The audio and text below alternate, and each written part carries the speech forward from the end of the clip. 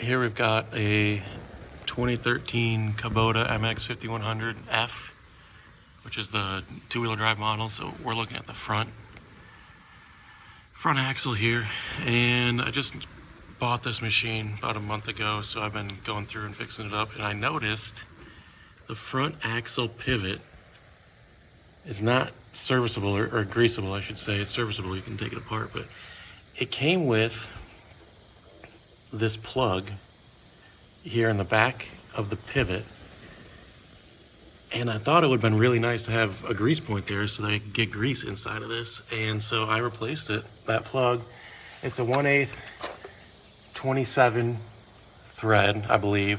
That thing fits okay, and so I stuck it on there and put grease in it, and sure enough, yeah, it greased up pretty nice. Took grease all the way through to the back.